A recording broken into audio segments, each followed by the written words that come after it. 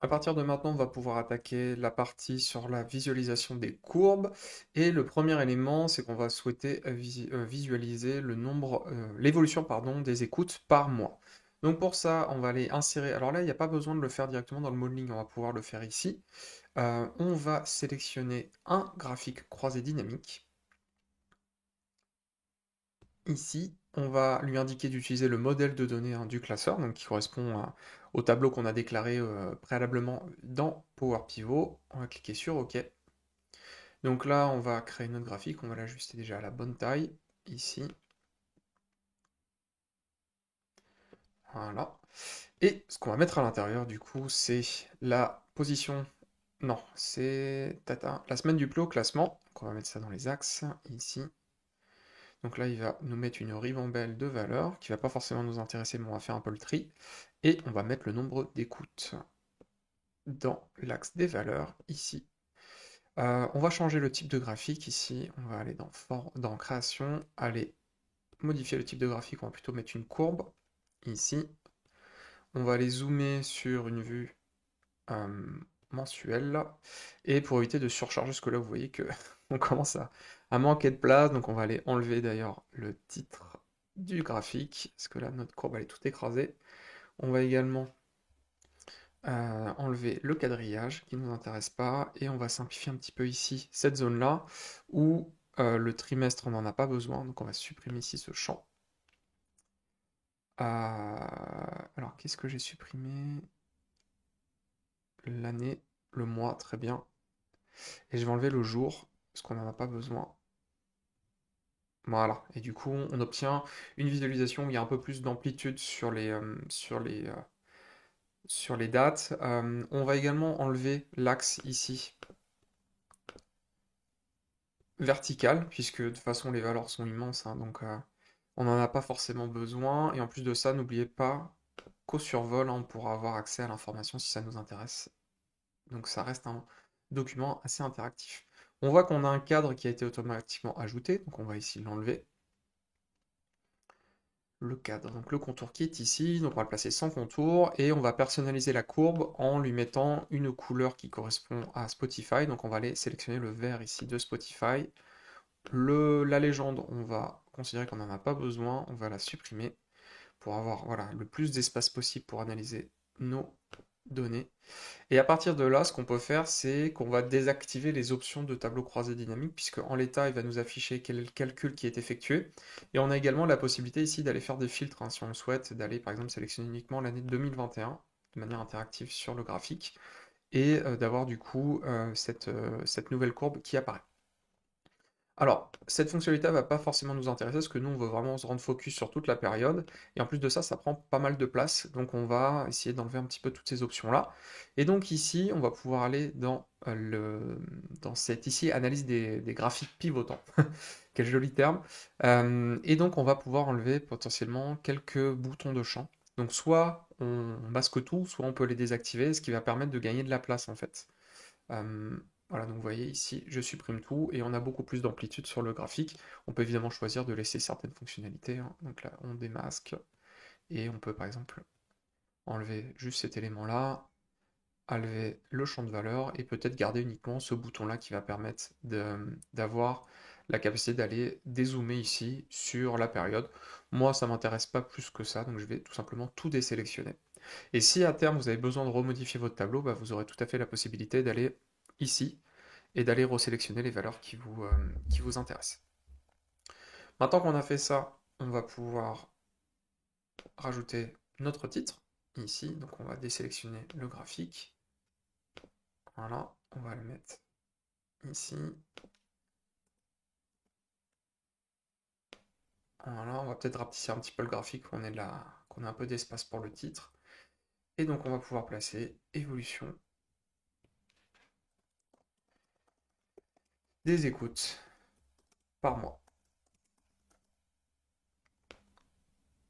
On va essayer de le centrer un peu par rapport à notre élément. Voilà, on va rapetisser un petit peu ça. Voilà, pour avoir un petit peu de place. Et on en a fini avec notre courbe. On va également pouvoir ajouter des dates quel est le volume de morceaux par date de sortie, puisque là, on va donc se concentrer sur la période précédente, et donc la période précédente pour rassembler plusieurs semaines, voire plusieurs mois. Donc on va aller voir un petit peu la répartition avec nos valeurs. Et donc ici, on va aller insérer un nouveau graphique croisé dynamique. Voilà. Donc on est toujours sur le modèle de données, on va le placer ici, peu importe où on le place au départ.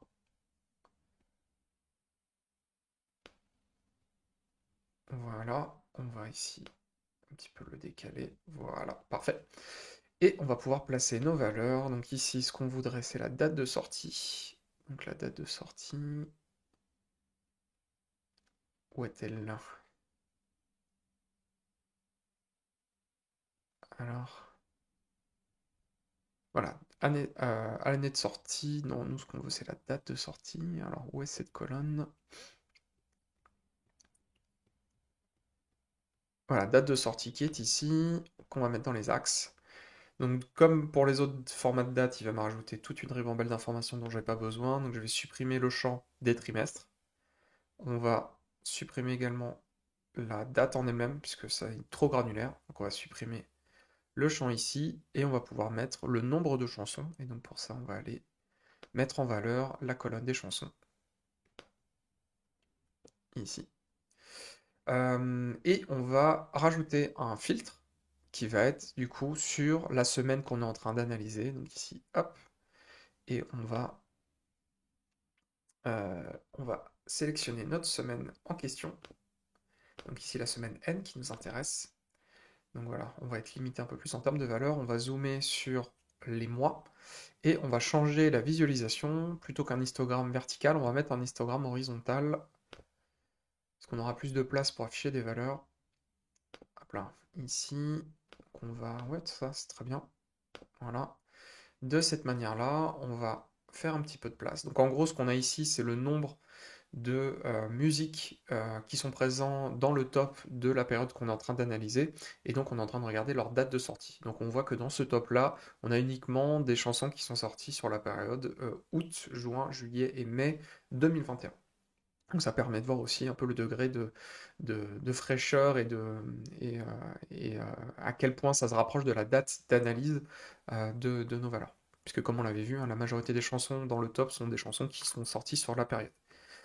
On va désactiver un petit peu tous nos champs pour gagner un peu en place. Donc ici on va aller dans les formes, ici, on va désélectionner, voilà, on a un peu plus d'espace. On va potentiellement changer le tri, on va faire du plus grand au plus petit. Alors, et oui, quand on est en format horizontal, il faut faire au contraire du plus petit au plus grand pour l'avoir dans le bon ordre. Enfin, dans le bon ordre, dans l'ordre qu'on souhaite. Voilà. On va désactiver la légende, le quadrillage ainsi que le titre du graphique pour gagner de la place. On va rajouter des étiquettes de données, tout simplement, qu'on va placer. Donc là, ici, on a des options de placement, ici. Et nous, on va le mettre sur le bord intérieur, comme ceci. Et on est plutôt pas mal. Ouais, on va juste changer la couleur ici de la typographie, puisque le noir, ça se voit pas très bien. On va plutôt mettre ici un blanc. Et on va enlever le cadre, évidemment, sur notre graphique. Format. Et on va mettre aucun contour ici. Et on va aussi personnaliser un petit peu la couleur qui s'affiche ici.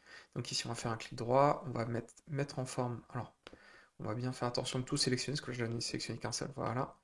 Donc mise en forme ici. Donc j'ai le panneau de mise en forme qui va s'afficher. Comme vous voyez ici, je peux facilement switcher de l'un à l'autre, hein. Donc là, c'est mon graphique croisé dynamique. Et ici, c'est ma palette de personnalisation qui est possible. Donc on va aller ici dans les couleurs. On va s'intéresser au remplissage. Et on va déjà mettre une couleur ici qui nous intéresse, donc à savoir le vert de Spotify. Et on peut même aller plus loin dans cette personnalisation-là, puisqu'on va pouvoir potentiellement appliquer un dégradé. Alors c'est plus pour vous montrer la fonctionnalité. Donc ici, on va avoir l'orientation de ce dégradé-là. Euh, alors oui, non, ça c'est les couleurs prédéfinies, mais qui ne vont pas nous intéresser. On va avoir le type d'orientation, donc est-ce qu'on veut que ça soit du gauche à droite, de haut vers le bas, etc. Donc nous, pour le coup, on veut quelque chose de gauche à droite, donc ça sera Alors, faut bien voir les nuances. Je pense que c'est celui-là. Ouais, Est-ce que c'est celui-là? Alors non, c'est pas celui-là. On y retourne. Faut avoir l'œil au niveau de l'orientation. Alors, est-ce que c'est celui-là? Voilà, ça me semble pas mal de cette manière-là.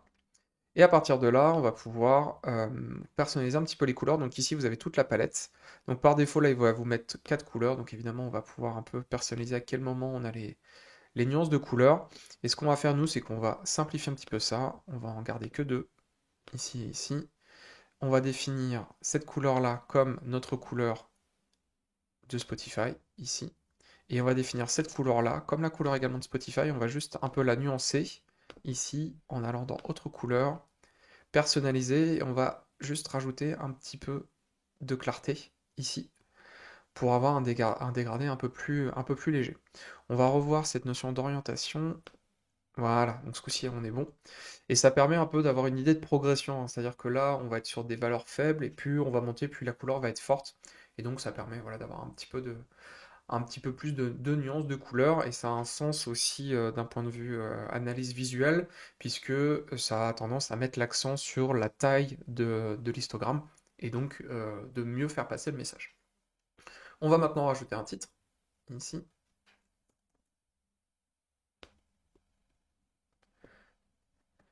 Et on va mettre du coup répartition des morceaux par date de sortie. Voilà.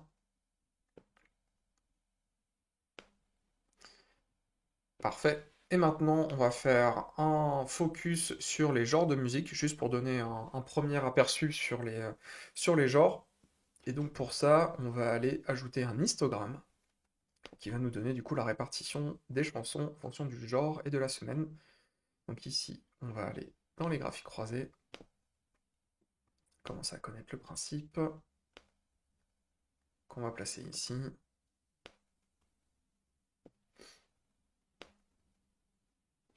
Voilà. On va aller ajouter nos champs de données. Donc là, vous voyez qu'il est encore sur la personnalisation graphique, donc il faut re-switcher ici. On va aller placer nos genres simplifiés que j'ai vus ici, qu'on va placer dans les axes. On va compter le nombre de chansons. Le nombre de chansons ici. Voilà, parfait. Donc on est déjà en histogramme, c'est parfait. On va filtrer sur la période qu'on est en train d'analyser. Donc ici, on va aller sélectionner la semaine. Et on va aller sélectionner la semaine N. Ici, ok, parfait. On va trier ça du plus grand au plus petit. Donc clic droit sur les histogrammes, trier du plus grand au plus petit. Voilà, parfait. Et on va enlever un peu tout. On va enlever l'axe ici qui ne nous intéresse pas. On va enlever le titre du graphique. On va rajouter des étiquettes de données qu'on va faire comme l'autre, c'est-à-dire on va le rajouter dans le bord intérieur. Les étiquettes de graphique.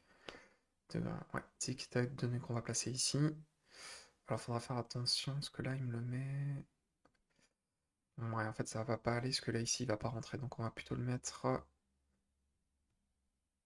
bord extérieur. Voilà, comme ceci. On va désactiver le quadrillage et la légende on n'en a pas besoin non plus. Donc voilà notre graphique, et maintenant on va désactiver toutes les informations là ici, de genre où on aurait pu encore filtrer, le filtre qui est appliqué ici, la métrique qui était utilisée. Comme pour le reste, maintenant qu'on a tout personnalisé, on va pouvoir enlever les boutons de champ pour avoir le maximum d'amplitude sur le graphique, parce que c'est quand même l'objectif, qu'on va réduire un petit peu ici. Et on va aller enlever le cadre qui a été ajouté, qui est ici dans les formats. On va mettre sans contour. Et là on est bon, et on va réappliquer du coup notre échelle de couleurs. Donc on va aller ici dans la partie de personnalisation, on va aller appliquer un dégradé. Et ce qui est bien, c'est que du coup il va reprendre le dernier dégradé que j'ai fait. Il faudra juste changer l'orientation puisqu'on a changé d'orientation d'histogramme. Donc là on va mettre plutôt comme ceci. Voilà. Pour avoir notre visualisation qui correspond. Donc comme je vous disais en introduction, hein, une fois qu'on a choisi une visualisation, on s'y tient. Une fois qu'on a choisi un graphique, un style de graphique, on s'y tient aussi. Donc là on va vraiment partir sur des nuances de vert, et on va les rajouter ici un titre qui sera du coup la répartition des chansons par genre.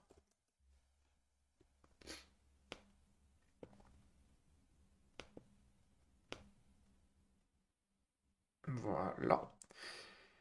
Et le dernier élément qu'on va faire, c'est qu'on souhaite avoir l'évolution de la répartition de l'énergie des musiques, c'est-à-dire le ratio énergie forte, énergie faible. On va essayer de l'afficher dans le temps pour voir si on tend vers des chansons de plus en plus énergiques ou au contraire des chansons de moins en moins énergiques. Alors pour ça, on va utiliser une visualisation qu'on n'a pas encore vue ensemble, enfin qu'on a vue en tout cas dans le PowerPoint en théorie, mais qu'on n'a pas encore utilisé, qui est l'air empilé 100%. Donc pour ça, on va encore une fois aller insérer un graphique croisé dynamique. Donc c'est très important hein, d'à chaque fois d'utiliser cette fonctionnalité-là, parce qu'on va en avoir besoin ensuite pour les segments. De le placer ici. Voilà. On le cale bien par rapport au reste. On va le réduire un petit peu. On va placer nos valeurs. Donc ici, on se rend dans le champ du graphique croisé. On va aller chercher l'évolution dans le temps, donc la position la plus élevée dans les charts. Nous, ce qu'on veut, c'est la date. Voilà, semaine du plus haut classement. Donc on va le placer ici dans les axes. On va ensuite passer les énergies dans les légendes, donc énergie forte ici. Et ensuite, on va mettre le volume de chanson, tout simplement. Voilà. Donc maintenant, on va personnaliser le graphique en changeant son type. Premièrement, ici, donc on voulait, nous, des airs, ici, avec des airs empilés. Comme ça, air empilé 100%. On va changer la granularité en zoomant, alors déjà en enlevant, encore une fois, les trimestres, qui ne nous intéressent pas, et la date précise qui ne nous intéresse pas non plus. Supprimer le champ. Voilà. Et par contre, on va se focus sur les mois, voilà, de cette manière-là. Ce qui va donner cette évolution-là. Alors, au niveau des couleurs, est-ce qu'on est bon sur le reste? Oui, on est plutôt pas mal. On va peut-être revoir un petit peu la mise en forme. Euh, Ici, on va désactiver tous les champs. Voilà, pour gagner de la place, comme d'habitude. Là, ici, on va. Nous, ce qui compte, c'est plutôt d'avoir de la place sur la largeur. Donc, on va plutôt placer la légende. Donc, ici, dans les fonctionnalités, on va la placer en dessous. Ici. On va. Est-ce qu'on peut faire beaucoup plus de choses? Non, non, on est plutôt bien là. On est plutôt bien. On va peut-être réduire un peu la taille de police ici pour avoir un affichage optimisé. Donc, on va passer par exemple à 7. Voilà, ce qui va permettre d'avoir l'écriture qui va se placer dans l'ordre à l'horizontale et donc gagner un petit peu de place. Et on peut même potentiellement ici aller, si on sélectionne le graphique, aller essayer d'étirer un tout petit peu dessus. Voilà. Pour essayer d'avoir un maximum d'amplitude. Et on est à peu près bon. Alors la problématique, ça va être au niveau de la couleur. Parce que ici, si on commence à mettre du vert, bah ça va être un peu criard en termes de couleur. On va tester. Donc voilà, on pourra avoir ça et ça. Mais c'est un peu. Ça pique un peu, je trouve. Donc on va plutôt mettre deux nuances de gris hein, qu'on avait déjà dans notre palette graphique. Donc ici, hein, consigne charte graphique. Donc on va peut-être utiliser ce gris-là avec ce gris-là pour avoir une vraie nuance. Donc ici, on va le resélectionner. On retourne sur notre graphique. On va peut-être ici masquer ça pour gagner un peu de place. Voilà. On va aller ici, on va aller choisir la couleur de remplissage. Autre couleur de remplissage pour mettre notre code hexadécimal ici. Et on va faire pareil en dessous avec... Alors on a pris celui-là, donc on va aller en prendre un autre juste à côté pour avoir une légère nuance. Donc ici, avoir dans les formats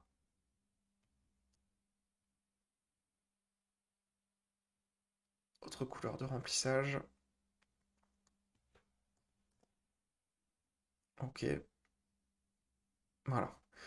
Donc ici, on a la répartition et on voit que du coup, au niveau des valeurs faibles, eh bien, au fil du temps, on est plutôt sur une valeur relativement stable hein, qui va varier à peu près de cet ordre de grandeur-là. D'ailleurs, on pourrait tout à fait se dire que l'échelle ici n'est pas forcément nécessaire. On va d'ailleurs l'enlever. Donc, au niveau de l'axe, on va enlever l'axe vertical. Voilà, encore une fois, on va essayer de gagner de la place. Et donc là, on se retrouve avec ce graphique-là, et on va enlever le quadrillage aussi, que j'ai pas encore enlevé, le quadrillage, voilà, qui nous permet d'avoir quelque chose de plus synthétique. Et on va essayer de l'étirer au maximum pour avoir toute l'amplitude. Donc voilà, c'est plein de petits ajustements hein, qu'il faut réaliser au fur et à mesure. On va enlever le cadre, ici. Et là, on est pas mal, on n'a plus qu'à ajouter le titre, donc pour ça, on va décaler un peu vers le bas notre graphique. Voilà, on va aller rajouter notre titre. Et donc on est sur une période où plutôt les valeurs sont plutôt pour, euh, pour des énergies assez fortes, hein, puisque là ici on est plutôt vers le bas, on est à peu près à voilà, 40% de valeurs faibles et 60% de valeurs fortes, donc c'est plutôt bien. Et ici on va aller mettre l'évolution de la répartition de l'énergie des musiques. Et j'ai une excellente nouvelle pour vous, on en a terminé avec ce premier onglet, en tout cas sur la partie visualisation. Et on va déjà admirer le travail accompli. On va aller un petit peu dézoomer ici et regarder un petit peu tout ce qu'on a fait. Donc évidemment, hein, si vous le souhaitez, vous pouvez encore rajouter des visualisations ici, il n'y a aucun problème. Et il nous manque un dernier élément, c'était les notions de filtre hein, qu'on va mettre à disposition de l'utilisateur pour pouvoir analyser et potentiellement filtrer, segmenter ses propres données, et c'est ce qu'on verra dans la session suivante.